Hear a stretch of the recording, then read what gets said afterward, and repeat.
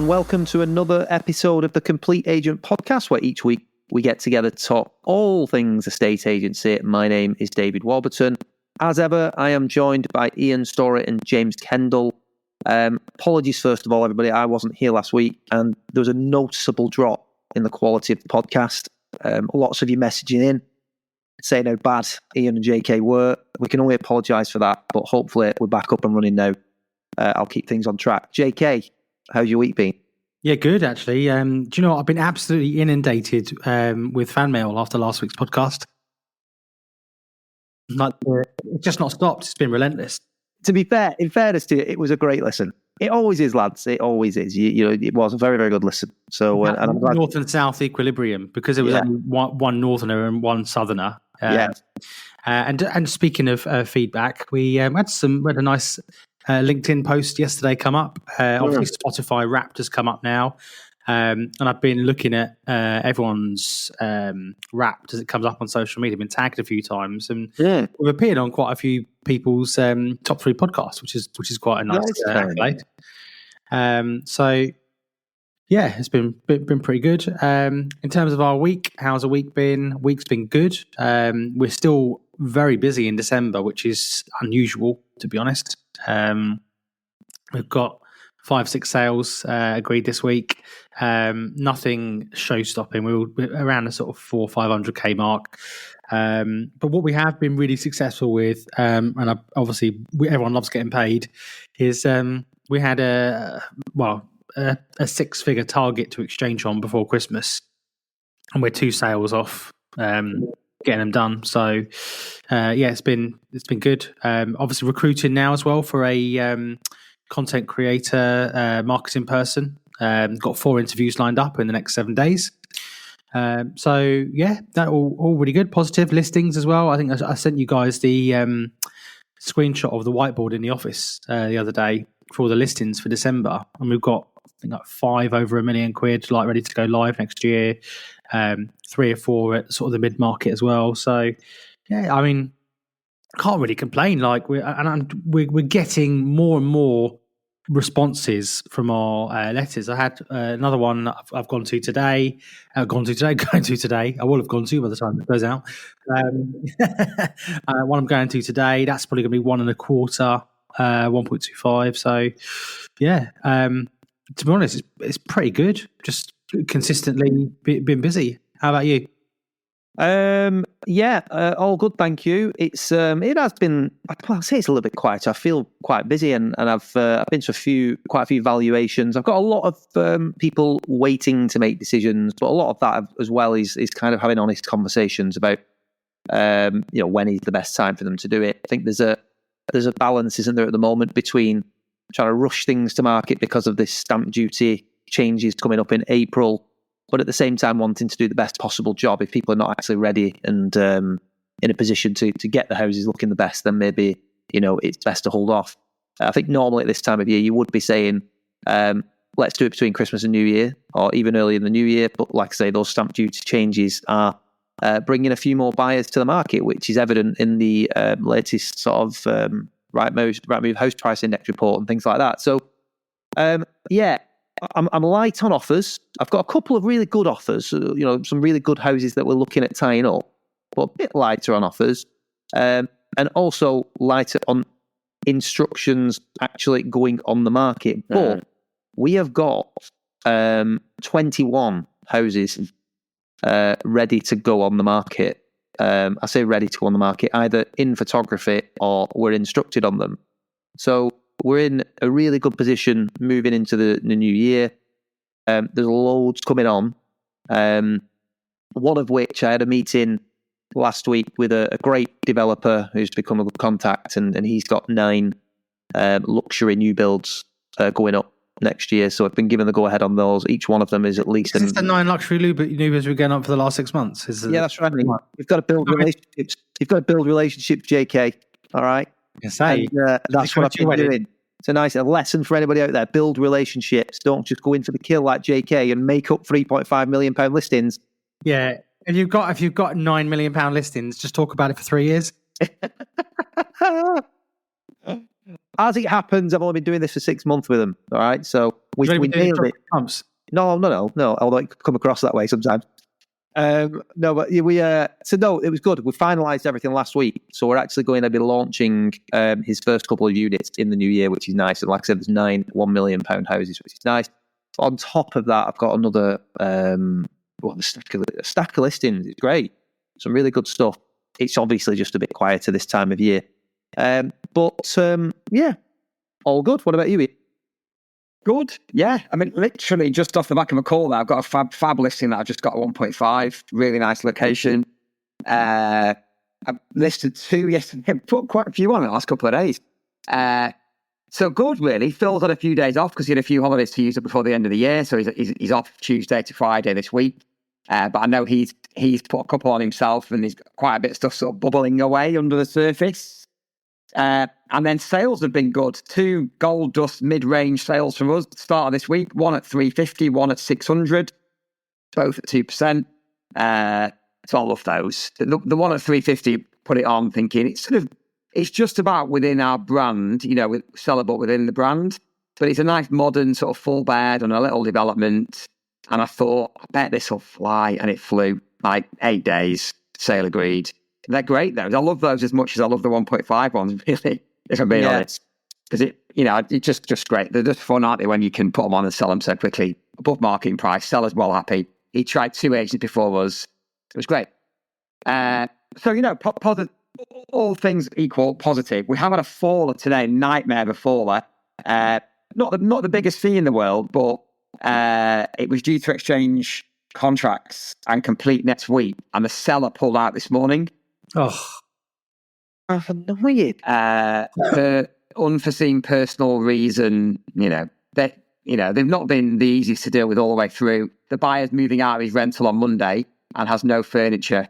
And it just frustrates me with stuff like that. I just feel like if contractually they had to still have to pay your fee, shouldn't they? Yeah. If they had to pay your fee still, do you think they would think twice? Yeah, exactly. I know. As soon as it happened, I thought that. Must really, have really that in terms. Clause. Yeah. I just don't know how enforceable it is. But... Well, I think it is enforceable. The biggest problem you've got with a ready, willing, and able clause is that people that actually read through your contract will go... That's what I mean. Sorry, yeah, that's what I mean by enforceable, really. I don't know if people would sign it. But yeah. Either way, it's annoying, and it should be there, shouldn't it? They should pay us, definitely, especially at this stage. Yeah, 100%. The problem with our industry, unfortunately, we've added a few different clauses of late, just to try and protect ourselves from different scenarios that have happened. One of which actually has happened this week, funnily enough. We've taken on a property from another agent, and the other agent, it's usual story. The marketing was substandard, the price point was wrong, and they've not managed to sell it in quite a long time.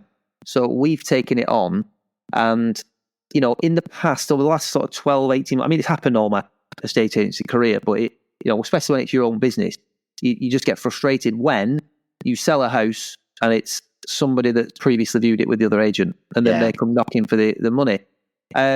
So I put in this year, I put into my contracts that if we agree a sale or introduce a buyer to the property that's already viewed it and they go on to offer through us, the clause that I've got now states that it will be deemed that we have influenced the sale, because ultimately they're coming back on the back of our marketing. Yeah, and the right price. Our video, the right price point, and ultimately our negotiation. Even if we end up agreeing, I'd argue that even if we end up agreeing a sale at the same price that they originally offered at, something like that, we've got it over the line. It's simple as that. Is it not, though? And again, obviously, got to be careful because we don't want to get sued. But this is not legal advice. But as I've seen before, previously mentioned, like you have to actually have affected the sale, and there's time limits to this. So if it was a case of it was 2 weeks before you launched the house, then there's an argument. Even then, an argument to say that if the agent was on their game, why would they have come to you anyway? Yeah. I mean, the issue with me is... Yeah, go on. Can I ask you a question? When you put that clause in, are you meaning there that they will have to pay your full fee and potentially the previous agent's fee? Yeah, I mean, the previous agent's nothing to do with me, and I don't blame them because I've got the same clauses in my contract that say, if that person that I've introduced to your property goes on to buy it, then after you've got rid of us, if you get rid of us, then I won't pay. And so I don't blame the other agent. But what I'm saying is, you will. Somebody might have a great house that's had 20 viewings, but that agent I understand hasn't been able to get over the line. I understand that. So are you saying that you're expecting your client to argue it with the previous agent if that happens? Yeah, I am. Or pay them. Yeah, because what I've done a couple of times is I either have the conversation with, if it's the right sort of client, they'll argue it, won't they, with the other agent? They'll argue it and just not pay it, and they'll argue themselves out of it. But the wrong is the wrong word. But a different sort of client would be cautious about doing that. They wouldn't want to get into a legal argument with a company. So what I've done a couple of times, rightly or wrongly, is I paid the fee for the previous agent. So we charge 2%, so we get 1%, and the glory of the sale and the marketing and the sold board and the sold on Rightmove and all that sort of stuff. But the previous agent gets paid, so the seller isn't liable for 2 fees. I've done that. Yeah.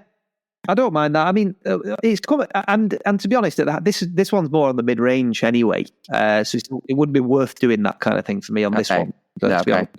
But there's always an argument for what you've just described there, and I think collaboration, trying to get the deal done. It's all about the vendor and all that sort of stuff. Yeah, of course, if there's profit to be made. The issue I take is with this one in particular, we've added the clause. It's in the contract up front, and I'm having that transparent conversation. Because what I don't want to be doing is spending a day marketing the home, getting everything ready, putting it on live, spending hundreds and hundreds of pounds getting it ready, and then the previous agent saying, well, we introduced that buyer. Well, you may well have done, but you haven't, like you've said, JK, you haven't influenced the sale. So it's just come up this week, and obviously the guy knows that the contract's there with us, and he said, I know that you've got that clause in your contract. You were transparent about it from the start, and it's there. What do you suggest I do with the other one? And to be quite honest with you, I don't blame the other agent necessarily, because I would be doing the same thing. If it does indeed progress to a sale, but I do feel that agents we need to protect ourselves, and the needs to I think collectively we need to protect ourselves, because we do so much work, and there's plenty of times where we don't get paid if people just change their minds after we've spent hours and hours of our time and hundreds, thousands of pounds of our own money to do this. But that's unfortunately how low the industry has dropped in some respects, because essentially people will work for free just to get the listing. We could go off on a tangent here, but overvaluing, dropping the pants on fees, giving no sale, no fees, etc. It's I did see a post from a guy called James White. I don't know if you're friends with him on Facebook the other day, but about one of those new build companies offering multi-agency 0.75%, including VAT on a 240 grand house. I just thought, what the fuck? Like, literally. But the funny thing about that is there will be agents that go, well, I'll snap that up. Well, they will. Why? Things like, I remember doing those back in the day when they used to pay you 1.5%. And even then it was a pain in the arse, because they want you to do weekly inspections on the house, fill in a report, and basically accept full liability for the house. Yeah, horrendous. And then all of a sudden it's like, they're taking it off the market. Brilliant. Thanks so much for making us do 6 months worth of work for nothing. Absolutely horrendous. The repossession ones were a joke, weren't they? You just get a letter through saying, hi, go to number 1 Smith Street. Like you say, we need an inspection once a week, and the fee for selling this will be 0.5%. They're dictating to you. And at corporate level, they just took them, and we had to go and do the work, because I suppose they were getting them in volume. When obviously where I was, we were part of the LSL group. LSL had a obviously great relationship with these repossession companies, and they were just getting hundreds of them every month across. That's asset management, though, isn't it? So what I do find interesting, and I've been in this situation recently. A lot of these big corporates have big asset management departments, and what happens is a lot of the time is, so I think I mentioned to you recently, I picked up a really good contract with an asset management company where they were selling a house literally across the road from our office, a corporate agent, and the marketing was really poor. really, really poor. The house started out, I think it was 475. Then they went down to 450, then 425, then 410. Now, to contextualize this, we sold the exact same house on the same estate, 300 yards up the road, for £485,000. It's just completed recently. So it was so bad. Anyway, the asset manager, and I may have said this on a previous podcast before, but the guy that works for this big firm, bearing in mind they've got thousands of properties across the UK. They buy properties brand new, rent them out for 10 years, dispose of them, and then buy some more. And this was like an ex-show home. And he walked into our office and said, we own the house across the road. It was for sale with such and such. It's just fallen through. What are your fees? And I said, well, look, let me come and have a look at the house and then we'll have a chat. We've obviously got a coffee shop next door. I said, look, let me buy you a coffee and let's go over the road for a chat. So I bought him a coffee, got chatting to him. And I said, look, if you're giving us 2 properties, we'll do it for 1.5% plus VAT each. And he went, 1.5%? He goes, we're only paying the countrywide 1%. So I said, well, where's that got you? And anyway, we had a bit of banter about it. And I said, look, at the end of the day, if we don't do the job for you, then you'd have to pay anything. That's the beauty of no sale, no fee. Anyway, we signed them both up, and I don't get how you could cock something up so monumentally. So we sold the ex-show house one, the 425 one.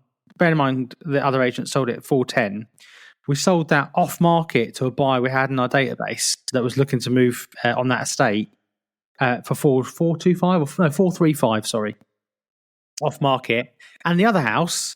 So, and this is the classic example when, you pick up instructions of other agents where the other agent is literally just put them into witness protection and not managed that sale whatsoever. I had the conversation with him and I said, look, you got this up at 335. It's going nowhere. It's been on the market for 4 months. No one wants to buy it. It's not great inside. I said, your options are spend 10 grand on it and get it looking nice. And you could probably get 335. Bearing in mind, we've just sold one up the road. Or what you can do is we'll do offers over 3. We'll do a back-to-back viewings, a viewing day, hold it back for 10 days, do back-to-back viewings on a Saturday, and we'll get it sold. And he was like, well, the head office aren't going to... I said, look, if you want to sell it, this is what you need to do. Anyway, goes back to head office, comes back, right, head office had agreed, but they're not going to take any less than 320. Fine, no problem. Did back-to-back viewings, sold it for 325. Job done. Now, he said to me, any house we get that we need to sell will come to you first. But how easy was that? Just do your job properly. Yeah. Sounds like you built a relationship there over many months, JK. He did mention he's got £9 million houses in Bolton. Dealing with his agent has got the same dog as him and he just wants to let him down gently. Oh, dear. His name's Ethel. Did she have a Bichon Frise dog? She did. This would be so confusing. You'd have to go back to episode 3 of the podcast. You would, yeah. My good God. Ethel, we're on right. Yeah. We've got the same dog. Why can you not use me? What a great story, that one. Yeah. By the way, lads, going back to my weekly rundown, because I wasn't on the pod last week, the worst pod of the year. Oh, so we're going to do 2 hours worth of weekly updates. Yeah, I forgot that I do actually, we agreed 3 sales last week with a combined total of 2.8 million. So, wow. Yeah, good deals. So we had a great start to December. It's just been a quieter week. So anyway, right, let's get into the pod, guys. Let's get into it. So I think we were just going to have a general chit chat this week about a few different things, how the market's performing in your areas, what we are looking to do in the last 1-2 weeks of the year. I think the 3 of us are all going to be having a nice break, but there's still plenty to do. We're all busy. So what you can be doing for anybody listening between now and the end of the year. And also, I think a big topic of conversation that's come out recently, well, it's not recently, it's been all year really, but as the podcast has grown in popularity and we've been getting people getting in touch with us, people have been, well, asking about what exactly what we do with the letters, things like that. And we've been asked to review a few websites and socials and things like that. And there's a consistent theme, isn't there? So we'll kind of get into that. Before we do, I thought what a nice, interesting topic. JK touched on it at the beginning, but we had a shout out, didn't we, on LinkedIn from Andy McHugo. Thank you very much. Yeah. Really appreciate that. He's I think it came up on his Spotify. What is it? The Spotify rundown, isn't it? Wrapped. Of the year. Wrapped. Yeah, that's right. So it shows your most listened to podcast, and I think we were number one, which is great news. I listen to my podcasts on Apple, so my rundown was music. And I had the usual suspects in there: Oasis, Noel Gallagher. But number 2 or 3 was Barry Manilow. Right. I was like, and just to be clear, I have been to a Barry Manilow concert this year. Took my mum, but every Sunday. For any of those that weren't sure about Dave, they've just confirmed the suspicions. every Sunday, we usually go to my mum's for tea, and she's a massive Barry Manilow fan. CD on, dear. Is that like? Yeah, well, I put it. Well, obviously, I stream it. It's her house every Sunday. It's just like it's just on every Sunday. So Barry Manilow is my most listened to, and it does keep getting served up. But listen, if you've not listened to Barry Manilow, you need to. It's great. What can I say?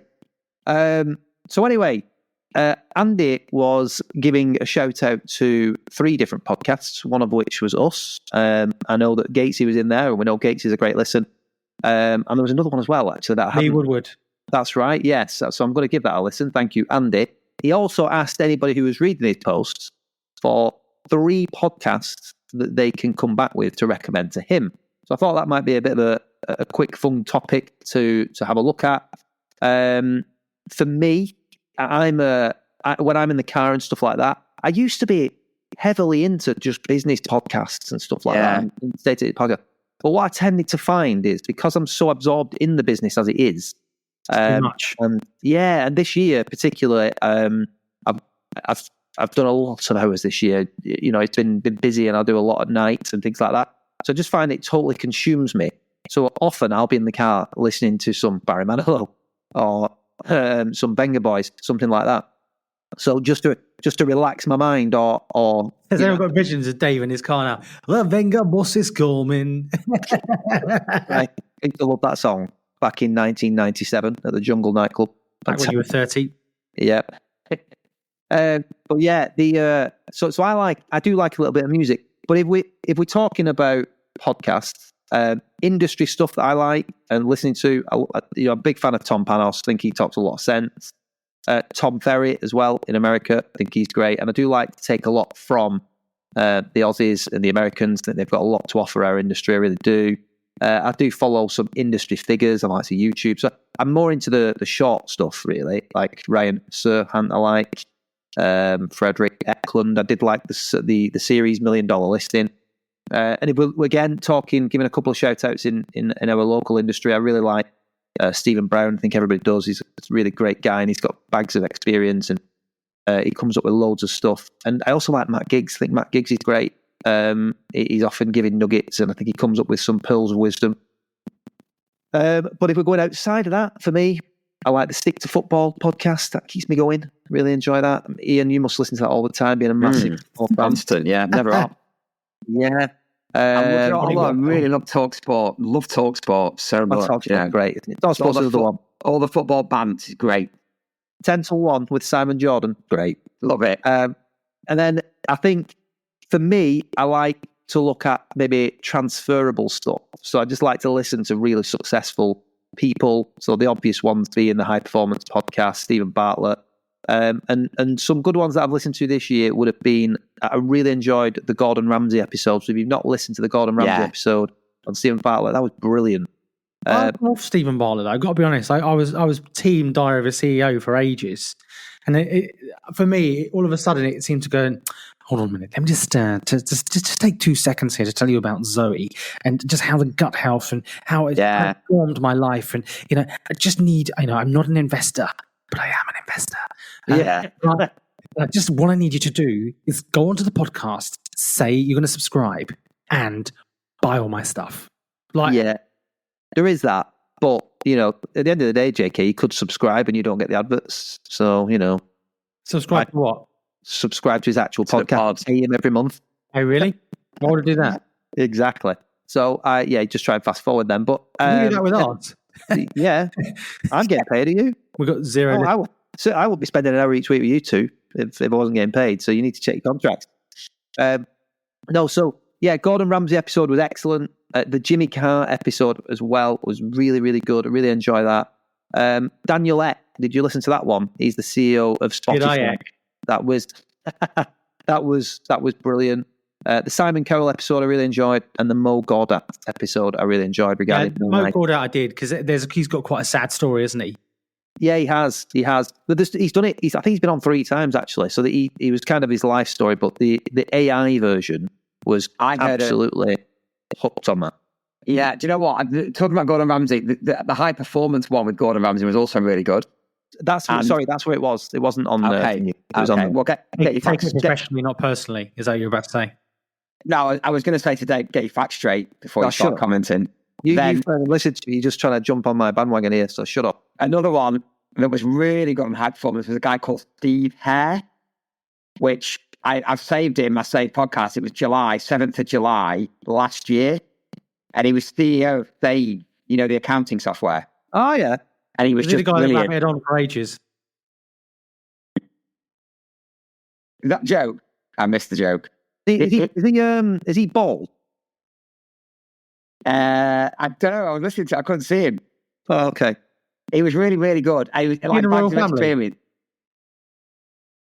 Right, stop. Come on, stop. Sorry. I'm actually really interested in this because I want to listen to it. So Steve Hare was really, Steve Hare on the high performance. It was really, really good. Just the way he talks about staff and culture in the company, and he's got something like 40 years experience running high-end companies. He was absolutely brilliant. And I've listened to it about 2 or 3 times. Another one that I listened to, which is not industry related, is the Adam Buxton podcast. I don't know if you listen to it, but it's brilliant. Like really, really interesting. I mean, he's a funny guy anyway, but the guests he has on are superb. I can highly recommend that. Very, very, very good. Adam Buxton. You need a good mix, don't you? Another one that I like is the Property Podcast with the 2 Robs. It's nice every week they come out with Ask the Audience, also property market updates.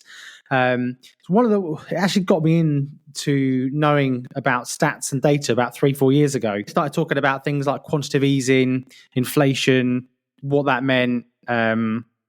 It's a very kind of investor heavy podcast in terms of, buy to let and this, that, and the other.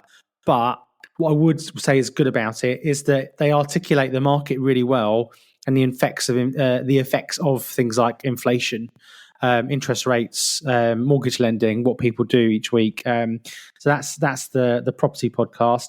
I like the Obi-Wan podcast as well, just out of the industry. I don't know if you've listened to that one. That's with John Obi Mikel. Obviously, I'm a Chelsea fan, so it's listening to him interview random people, like the episode with Eden Hazard. It's what I really love is when they peel behind the scenes of like what it's like to be a footballer at that time, and like little anecdotes. And I love, one of my favourite people to listen to in sport when he's interviewed is Jose Mourinho. Whenever he gets interviewed, like the story about Mario Balotelli when he was at Inter. And he was like, he's on a yellow card, and he was like, took him in at half time. Was like, Mario, do not challenge, do not get a red card. 46 minute red card. Right. But it's hilarious. Obviously, we've mentioned some great industry podcasts already. So don't all run away from our podcast and start listening to others. Please do come back next week.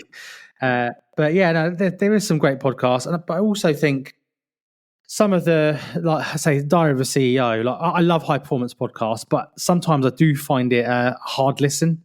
I've really got to be interested in the person that's on it. Yeah, they're very long as well. Yeah. Slog, yeah. It is, like the Graham Potter one I thought was really good. I enjoyed that one on the high performance podcast, because again, it's like peeling back behind the layers and finding out because again, you talk about transferable skills, but I think sport and estate agency can be related in a lot of ways. Sport and business, definitely. Yeah. 100%. And the thing is, obviously, the irony is I'm not a runner, but you guys are. Oh. I know. I hide it well. I do play football every week. I still do 90 minutes of football every week. I saw you run into the Greg Sale the other day.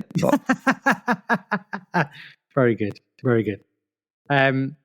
But it's just landed there as its story. Well done, mate. Just landed.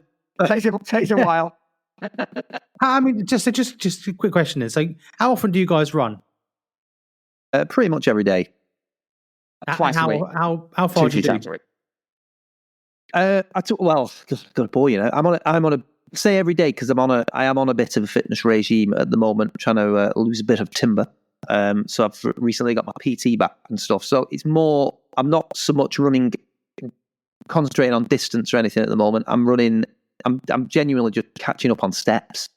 Obviously the craze over the last few years has been make sure you're getting your steps in every day. And I think if you're in a job like us, then a lot of the time you can be sat down, get to the end of the day, you might have only done 3,500, 4,000 steps.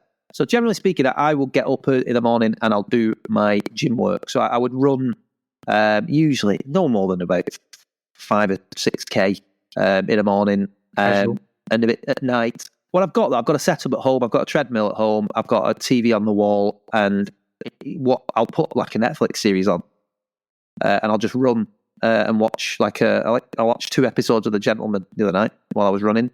So I just run at different speeds. 5K in an hour. No, it's a casual walk, isn't it?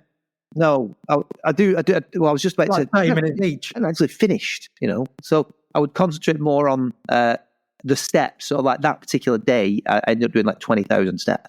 So, but if I'm running like a distance, then yeah, I'll do a 5K or a 10K. So don't mind. What's your 5K time then? My PB. Yeah, your PB. My PB is 19:16. Oh wow, that's how old were you? 18. Yeah, 16. No, it was actually 10 years ago that. So it was like no one saw it, and there's no record of it, but it was 10 years. No one. It's me. Just Ethel and the dog. But yeah, I couldn't get anywhere near that now. I would probably be like 23, 24 minutes at the minute. I think my personal is like 24 minutes. Yeah, but that was about 10 years ago, if not longer. Yeah, and the rib had just come back. So. Sorry, what about you? What was the question? The question was about you. How often do you run? I run religiously every Saturday, Sunday morning. I do a super early 5K, like 6:30 in the morning every Saturday, Sunday, which is really nice. We live quite close to a nice river, so I do a run down the river, end up at there's a little Tesco, get a big coffee, and then walk back with a podcast on, which I love doing. And on a Sunday now, I've started taking Martha. So I'll do I want to get Martha into running because she loves the gymnastics and netball and stuff. And she's a good, strong runner. So I do like a 3K with Martha on a Sunday morning. She's dead nice. And I don't really run during the week. I just go to the gym 3 times. But me and Dave last week at the mastermind did a guided run. I made my own up. I know you had a guided one, but I really enjoyed that, going like faster and slower and really, really fast for a while. And you come off the treadmill like wetting your nips. That was my call for this. Oh yeah, you were in bed, mate. You in bed. But no, that's probably my favourite session. Really, I do more of those like hit sessions. So I have a guided run, and it's my personal trainer recorded them, and it's like you listen. It's like you replace it with press music with that. He's talking to you, and you're just basically doing. You might do a 5-minute warm up, and then it'll be sort of say, right, sprint, and you do a 60-second sprint, and you drop back 30 seconds.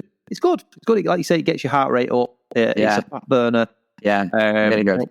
Do you know what though? I've got to the stage when I say I run every day. I wouldn't normally run every day. At the moment, I'm on a bit of a regime because I don't think it's that good for you, to be honest. But I will do it at least 3 times a week, and I concentrate on walking as well. We like walking anyway as a family. But I do think it's good for your mindset. Definitely. This year in particular, like I said, I'd fallen off the wagon a little bit because I've been so busy, and the fitness has gone to the back of my mind. But it's been at the forefront now, and I feel so much better for it. I feel better at work. I've not been drinking at all really over the last 5 or 6 weeks in particular. I've not had a drop. And I do feel so much better for it and ready to go. And it gets to that point where if I miss my session in the morning, whether it's a run or whether it's a weight session, I think, not really for the day that. So it bumps me. I'm the same. I definitely miss it. I go 3 times a week to the gym with my mate at 5:30 in the morning, Monday, Wednesday, Friday. And, especially on a Monday morning, and this time of year, 5 a.m. when my alarm goes off, you think, fucking hell, I'm really supposed to stay in bed. But you always, you never regret going, do you? Never, ever regret going. No. And for me, it's a great way to start the week because I do gym at 5:30 Monday morning. I'll shower at the gym at like 6:15, get in the office at 7 a.m. with a coffee. I get an hour and a half in before the team come in, update all my clients then. And it just gives you a great start to the week. Great start to the week. Get ahead of yourself, can't you then? Yeah. Get massively ahead of your week. And you do miss it. You do miss it if you don't go. You miss the endorphins, don't you? And it's so good to go with a mate. I'm lucky with it because my mate's like me. He'll get up dead early and we keep each other motivated. To have someone to go with is great if you can. Yeah. I do have the consistency that can relate into business, isn't it? Yeah, it is. Yeah. I know that, Dave, you've not got any friends, so you'll struggle. That's got a guy that's got £9 million houses to sell, though. Yeah. Go to the gym with him. We've become great friends over the last 6 months. He doesn't know about him. No. Yeah. Dave's just stalking him. He's gone on the planning portal and seen this guy's building 9 houses. Yeah, he changed his phone number, so I had to go to the site to get him. And anyway, no, but I think from my iPhone, I do feel like there's a that sort of little fitness chat again, but it does mix in nicely with work. I think you've got to have that balance, and for me, that morning getting it done and out of the way, it gives me they always that old cliche, you win the day, don't you? It's a great start to the day. But I do find, this year I've not had much choice because of the way I'm structured, but at night, I sometimes like to have that an hour. I know you switch off here, don't you, at a certain point, but I like to have that hour where nobody's ringing me, nobody's asking me any questions or anything like that. I've just got like at least an hour just focused to myself. And in an ideal world, I think, I'm going to get to the point like yourself where we close on a weekend at some point, I think. Yeah. And I just like the idea of getting up, doing what we just talked about on a Saturday and having an hour, reviewing my diary for the week, reviewing my diary for next week, just on a Saturday morning, closing my laptop, and then I'm done.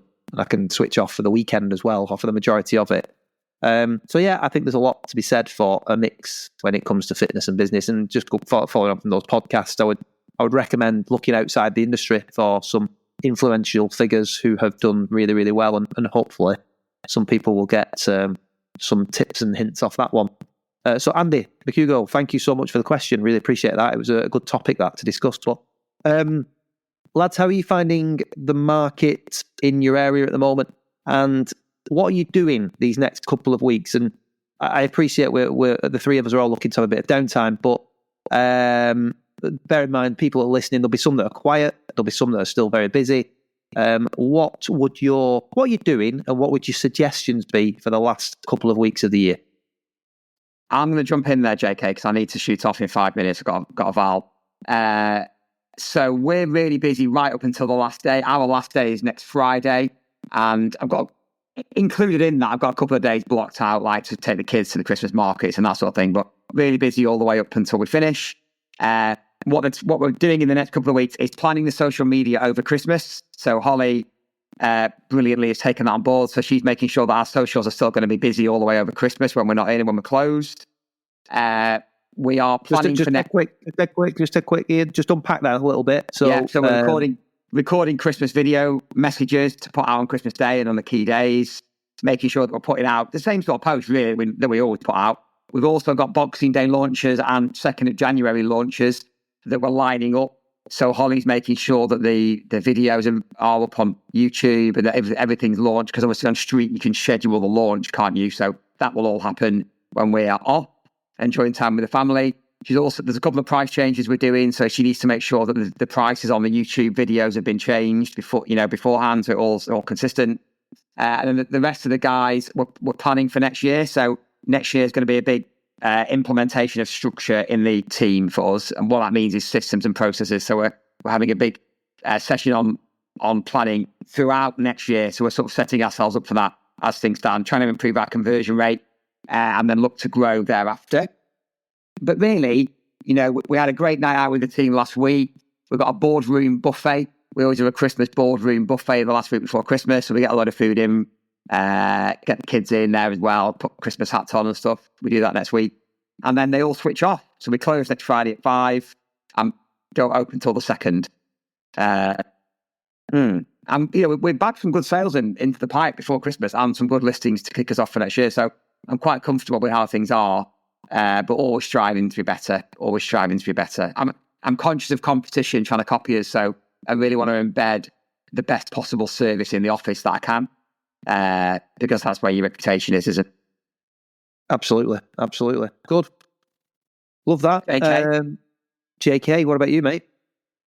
What are we doing? So similar to next week. So I guess on the fun side, next week we're doing our coming to the office again, like a boardroom brunch. Never really thought of it like that. So the island in the office, we'll get some food in.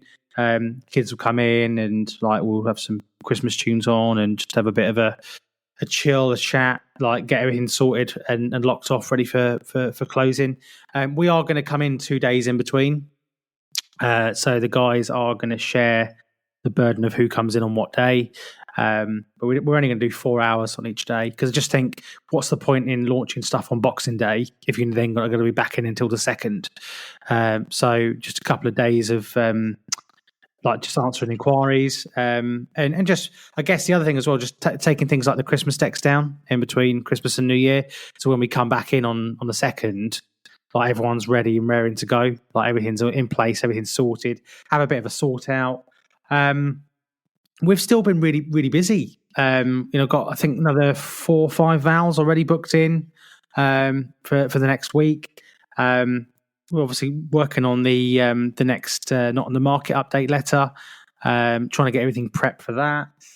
We're doing our Christmas campaign as well next door with the cafe. So we do all the letters to Santa to kids locally. So the kids go in there, they write their letters to Santa, and we print them off a little nice list certificate with their name on, and send them a personalised letter from Santa. So we're doing that at the moment. So that's going quite well. It does go quite well with the community, to be fair. This year I bought a custom post box off Etsy. It's a little bit smaller than we anticipated, and to be honest, we've had a much better response this year on the letters. So it's going to cost us a fortune, but it is what it is. It's goodwill, and people have been coming in November asking, are you doing the letters to Santa again in December? So I think, again, there's a bit more emphasis on the brand in there as well between us, because it's a nice thing to do with the community, but people need to know. I think last year people didn't really know that we were much to do with it. We were on the letter to Santa, but there wasn't really much in terms of people knew it was us. So it's very clear on the post box this year. It was very clear on the letters that go back out. Yes. Did you take off your beard and reveal yourself when you said, "Me, JK," just so you all know I've done this great deed? Dear Eddie, I understand you've been really good this year and you're on Santa's nice list. And if you want a free no obligation valuation from James James Kendall Estate Agent. That's James Kendall Estate Agents on 0123. Yeah. PS, Santa says you're good. Bye. But yeah, so bit more on that. But yeah, that's good. Prepping obviously for the letters. Obviously on a recruitment drive at the moment for our kind of marketing person. Had a really good response on that. So a couple of interviews lined up, I think 4 altogether now. So yeah, I mean that's mainly I suppose the bulk of it. Got a couple of tricky sales that we're trying to save before we break up. There's a couple of big ones there hanging in the balance that we're trying to get across the line. Having to get a little bit creative with how the deals are structured together. But other than that, it's the thing is, I've got 2. So I'm really ready to break up for Christmas and just have 2 weeks of just chilling, being with the family, taking Harry to the park and playing football, and just having downtime. 'Cause what I love about Christmas is that everyone else isn't asked either. You haven't got people texting you and this, that, asking you what's going on and is this going to happen? Is that going to happen? Everyone's closed. So there isn't people messaging you asking, so you can fully switch off I feel I'm really ready for this recharge. I really would have loved to have gone abroad, but to be honest, logistically, it's not possible this year. So we're going to go away. I think I've said on the previous pod, not that anyone cares, but in February and in Easter, to just get 2 little breaks away there, just to kind of recharge. I do feel like I lack maybe a summer holiday. Because again, don't want this to be the holiday podcast, but I do think it's really important that you do recharge and you don't burn out, because if you do burn out, then it's you just end up resenting the job, and storms in teacups become big problems. And it just focuses the mind, and the whole take it personally. Don't take it personally, take it professionally, and things like that. Like if you're flying and you're recharged and you're in a good headspace and your mindset's good, then when hiccups happen, or when you get a difficult client, or when A, B, or C happens, it's water off a duck's back, because you're energized and you're at the top of your game. Whereas if you are burnt out and you're then trying to deal with all sorts of situations with different people, then it's much more difficult to get a grasp on it. But yeah, other than that, mate, really really busy. And yeah, a week Friday. I'm looking forward to switching off, and really looking forward to going at 2025 and growing. What about you? Yeah, so we're gonna shut down. We're gonna shut down on the Monday, the 23rd. So we are in that 23rd, but then we're gonna shut down from there, and we're gonna have the full break. The bit between Christmas and New Year, for me, every year just ends up being a bit of a washout if we're in. So I feel it's good for the team to go away and also have a nice break and re-energize. I think I've said it before, but my challenge with my wonderful team is getting them to take breaks. Particularly Kate and Pauline are just ingrained into the business. They love it, and they're brilliant at what they do, and they're just dead committed. And they're just, whenever I'm sort of talking about making changes like this, like if ever I've broached the subject about potentially not opening on a Saturday, it's like, is that a good thing? Or is it, or like with the break over Christmas, they're just thinking about the clients, which is lovely. But I think we need a break. So I think we're going to do that period between Christmas and New Year, 27th, 28th, and I think it's the 30th, the other day. And what I've said is, don't come in. You've got your laptops. Just jump on. Deal with any online inquiries. If there's any, don't get me wrong, JK. I think if a cash buyer contacts me and says I want to go and view that £1 million house you've got on the 30th, I'm gonna put my clothes on. I'm gonna get out there. Yeah, most likely. So we're not gonna just do it naked. I'll probably just do it naked. I've often done that, and I've been arrested a few times, but it's good. It's good PR. So yeah, I threw you there, didn't I? Yeah. Why did you do £9 million houses? Well, you said I'll offer and throw my clothes on. So I was like, well, why bother? You take a lot of things literally. My work gear. I'll get out of my slacks and into my work gear. Your what gear? And I'll go and do the viewing. So yeah, we will. I'll be, log on for a couple of hours during that period just to make sure. Obviously, with the property management side as well, you sometimes get broken down boilers and things like that. So we've got to handle those. But ultimately, looking forward to a good break. The things that we're looking at the moment, as you've just alluded to, we are and have been. We are every day, to be honest, because we've got the process. But our review will be going out between Christmas and New Year, some in the New Year. So that's a big thing for us. So it'll set us up the annual review letter. And for me personally, next year, like Ian, I've got two things. One is definitely structure, because I can't have another year like I've had in terms of me being tied to the business as much as I have. I knew it was coming, and the team and I sat down last year, probably towards the end of last year, and talked about it. We knew it was going to be backs to the wall kind of thing, because we'd lost a couple of team members, and I wanted to restructure anyway. So it's been a good but tough year for that, and I'm looking to recruit a couple of positions, as you know. So I've been looking at that, and I've got a target to try and have myself fully set up and running by, and at least latest really end of Q2 next year. I want it to be up and running. Do you know what I mean?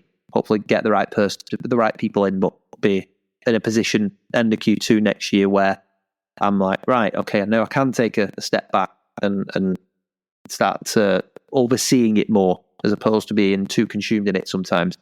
So there's that. And just reviewing other things. I always like to look at how do we look, as much as I think that we are market leaders with our marketing and things like that. I'm always looking, like Ian said, for those marginal gains. How can we improve our service? How do we improve things internally and stuff like that? So looking at quite a lot of that sort of things, those sorts of things at the moment, just to see how we can get an edge next year.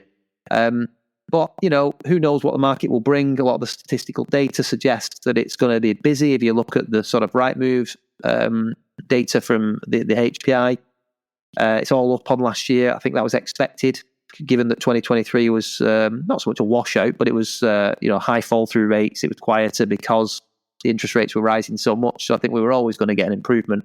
It just remains to be seen how that filters through. I think stock levels are still at a 10-year high. There's a lot of stock that needs to reduce.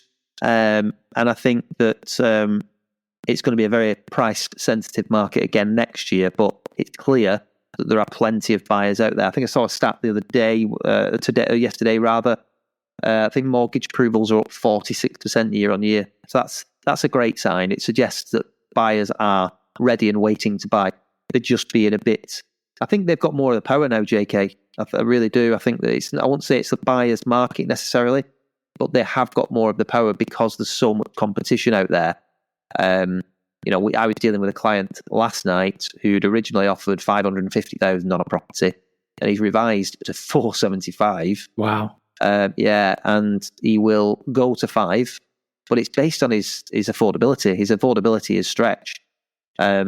And I think there'll be a lot of that. And I think I mentioned on a previous pod, so I know that we're not in a recession, but I remember that market after the recession in 2007-8, where it was dead for a couple of years, but then everything started to move a little bit, 2010, 2011, and it was all about creative pricing, getting people outside the comfort zones and that offers over strategy. And I think it's going to be a year for that, getting vendors being realistic. I mean, it is every year, don't get me wrong, but we've had a few boom years where you couldn't value a property for good reason because they were going so high because of all competition.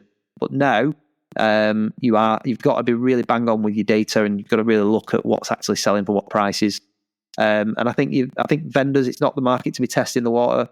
So for the next couple of weeks as well, every single homeowner we do reviews anyway, but we're going to be speaking to having constructive conversations with homeowners that are on the market, maybe that have not got offers yet, and really getting into their understanding of what they need to do.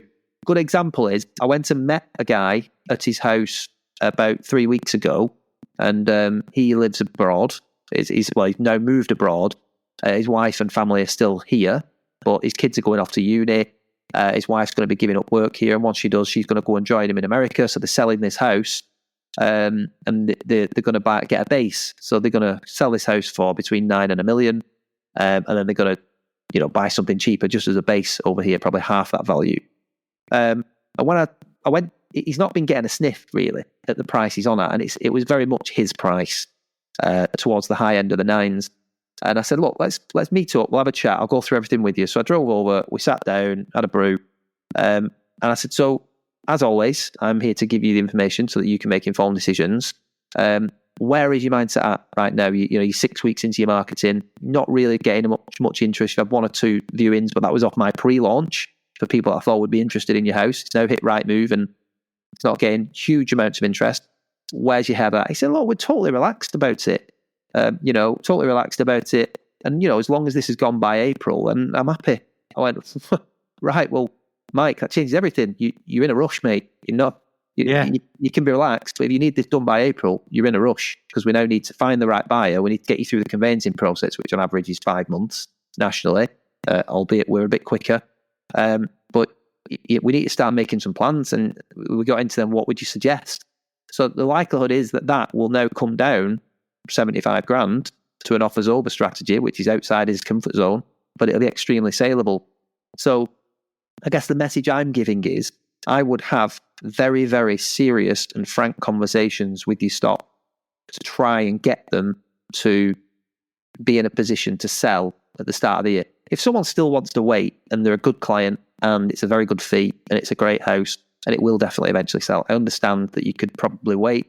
But, I do a lot of statistical review, and in a lot of areas the market has been dropping, and waiting is the worst thing you can do in a declining market. So really get into the detail. And the one thing that I would say to people listening is speak to your stock now and your homeowners. They will be getting bombarded by other estate agents as well, saying that we can sell your house in the new year. Have a fresh approach. You just need to be having honest conversations, and as we always say, getting into their why and bringing those plans forward if you can, because that's one of the best ways to have a great start in January. Your existing stock, it's all there. We've got I think about £350,000 of fees on the market. Nice. So that it's all there. We don't have to. I mean, think about that. How long would it take to go and find £350,000 in new instructions? Yeah. It's all there. So that has to be a big focus for us. And anybody else is the same. Look at your pipeline. What's in there? One exercise that I've always done, started from my corporate days, and I mentioned it at our mastermind last week. And I do it myself a lot, but we used to have a whiteboard in the office, and we'd list all the stock, particularly when sales were drying up a little bit. We'd list all the stock, and in one column we'd have the price that the house was on at, and in the next column we'd have what sells that property tomorrow. So not what will the seller reduce to, what will sell it tomorrow. So let's just say you've got a £400,000 house on the market and it's £400,000, so you'd have 400,000 in one column because that's what it's on at, and then what sells it tomorrow, honestly, that'll get like 5 or 6 people viewing it, and the number might be 350,000, which we know is a huge reduction. But then we do it on every single one. So if you've got 20 stocks, say, we do it on every single one, and then we go through them all. Then we do seller reviews, and we'd realistically look at people. And obviously, sometimes you'd look at them and go, you can't have that conversation with that vendor. They're just going to go mad and they'll kick you off and da-da. But you'll be surprised how quickly things can change if you follow that process. And if you can have conversations with clients about taking them outside the comfort zone, like for example, if we use that 400,000 asking price currently, 350 sells it tomorrow, have the conversation. Hypothetical scenarios, John. What if I have an offer tomorrow for you at 350? Are you considering it? No, Dave. 360, 370. I'd probably take 375. Right. Hear me out, John, and then have the conversation. This might take you outside your comfort zone, but the whole idea of it is that I want to bring people to the table. I want to bring competition. The best way to increase your price is competition amongst buyers. And the marketing price and the valuation are two different things. The marketing price is designed to get people through the door.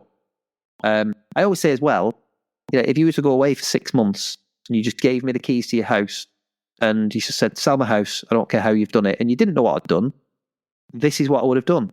I'd have put it on a really competitive price that is outside your comfort zone, and then I've got a load of people through the door because you are outside your comfort zone. You think it's cheap, but on the flip side, so do your buyers. They think there's a deal. And once they're in, at least I'm negotiating with someone, and I can play offers off against each other. We're negotiating from a position of strength.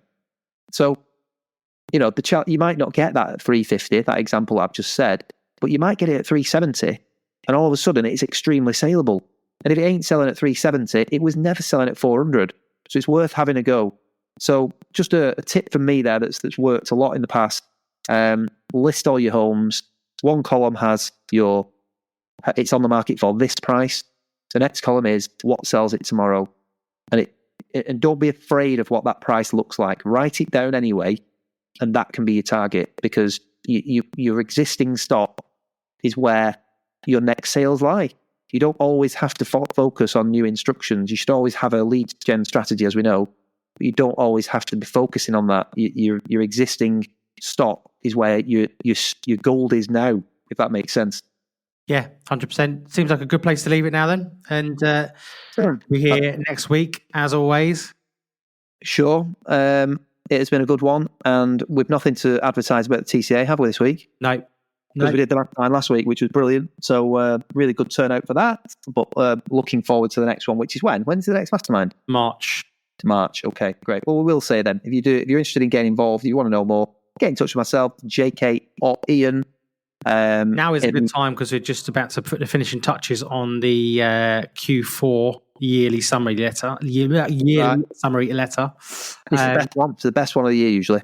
Yeah, so it normally yields the best results. So if you are on the fence and you are thinking about it, then now is a good time to talk ASAP and see if your area is available. Our new site should be available shortly as well. So we'll be having a big push on socials, etc., when our new site is live.